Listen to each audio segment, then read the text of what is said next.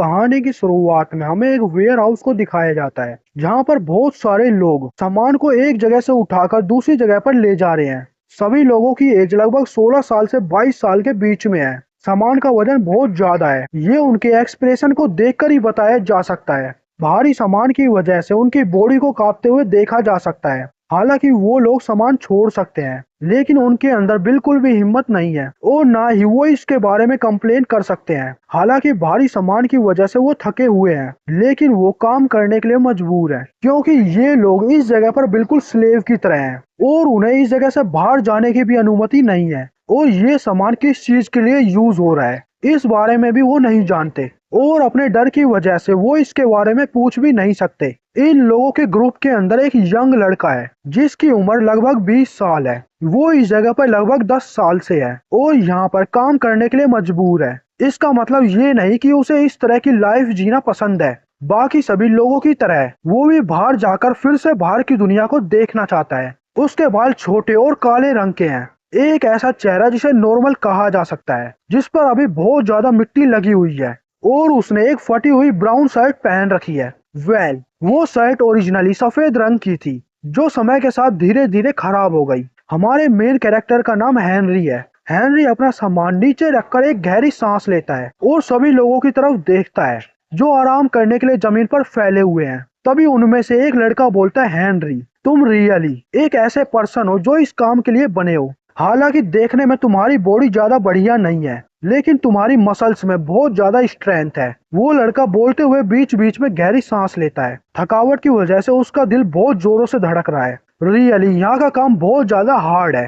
Henry उसे देखता है और एक पल के लिए साइलेंट हो जाता है और कुछ क्षण बाद बोलता है, ऐसा नहीं है कि हमारे पास कोई चॉइस है, हमें इस सिचुएशन को अडेप्ट करना होगा वरना हम डेफिनेटली मारे जाएंगे। बस ऐसा समझो कि तुम एक्सरसाइज कर रहे हो। अचानक उसकी नजर एक सर्टेन डायरेक्शन में जाती है। वहाँ पर कुछ लोग बंदूक लेकर खड़े हुए हैं। वो लोग इस वेयर हाउस और यहाँ पर काम करने वाले सभी लोगों के इंचार्ज हैं। अगर ये लोग उन गार्ड के खिलाफ जाने की कोशिश करते हैं तो उनकी बहुत ज्यादा पिटाई की जाती है। यहाँ तक कि ऐसी सिचुएशन भी क्रिएट होती है जहाँ पर कुछ लोगों को मौत का सामना करना पड़ता है, लेकिन गार्ड्स को इस सब की कोई भी परवाह नहीं है। जो लड़का हेनरी से बात कर रहा है उसका नाम एडम है। हेनरी और एडम दोनों को यहाँ पर एक साथ पकड़कर लाया गया था। वो यहाँ की लोकेशन के बारे में भी नहीं जानते। यहाँ पर कोई भी पर्सन अपनी मर्जी से नहीं आया।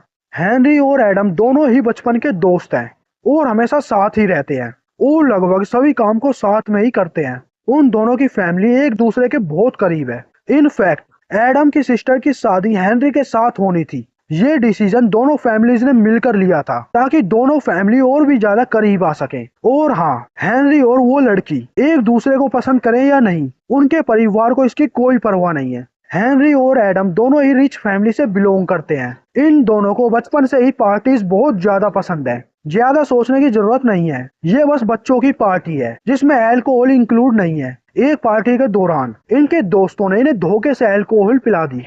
बच्चे होने के कारण इन्हें जल्दी ही नशा हो गया। अपनी कार में ड्राइवर के साथ जाने की बजाय उन्होंने डिसाइड किया कि वो टहलते हुए घर वापस जाएंगे। जब वो अपने घर वापस जा रहे थे तभी कुछ लोगों ने उन्हें किडनैप कर लिया और उन्हें एक वैन में पकड़कर बैठा लिया। और वो कहाँ पर जा रहे हैं उन्हें इसके बारे में कुछ भी नहीं पता क्योंकि वो उस समय बेहोश थे।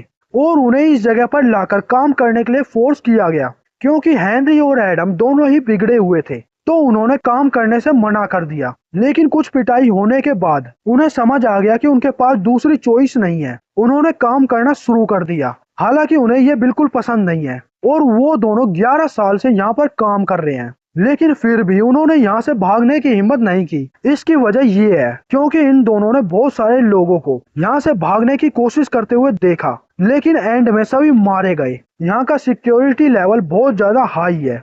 हालांकि इन दोनों ने कभी भागने की कोशिश नहीं की, लेकिन वो हमेशा यहाँ से भागने का रास्ता ढूंढते रहते हैं। अगर उन्हें अभी ऐसा चांस मिल जाए तो वो दोनों पक्का यहाँ से भागने की कोशिश करेंगे, लेकिन सिर्फ तभी जब उनके पास चांस होगा।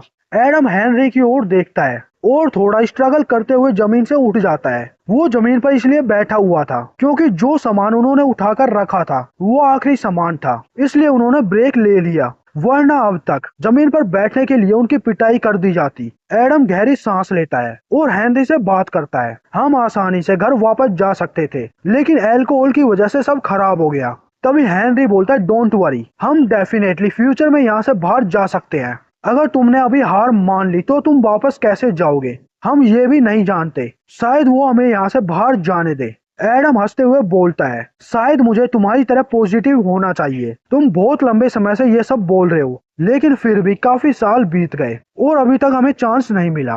हेनरी एक गहरी सांस लेता है, लेकिन कुछ भी नहीं बोलता। वो जानता है वो अपनी फैमिली का एक लौता लड़का है। हालांकि वो अपनी फैमिली की करंट सिचुएशन के बारे में नहीं जानता। और हाँ, उनकी फैमिली उसे ढूंढ रही होगी या नहीं, उन्हें इसमें कोई भी डाउट नहीं है, क्योंकि उन्हें भरोसा है कि उनकी फैमिली पक्का उन्हें ढूंढने की कोशिश कर रही होगी। हेनरी को शांत देखकर एडम अपना सिर हिलाता है और धीरे से बोलता है, अगर हम अभी अपने घर पर होते तो ऑलरेडी तुम्हारी एंगेजमेंट मेरी सिस्टर से हो चुकी होती। 5 मिनट का ब्रेक खत्म होने वाला है। अच्छा होगा कि हम अपने काम पर वापस चले जाएं, ताकि पिटने से बच सके। हमारी करंट सिचुएशन के अकॉर्डिंग अगर हमें चोट लग गई तो हमारी बॉडी की कंडीशन की वजह से बचना बहुत मुश्किल है।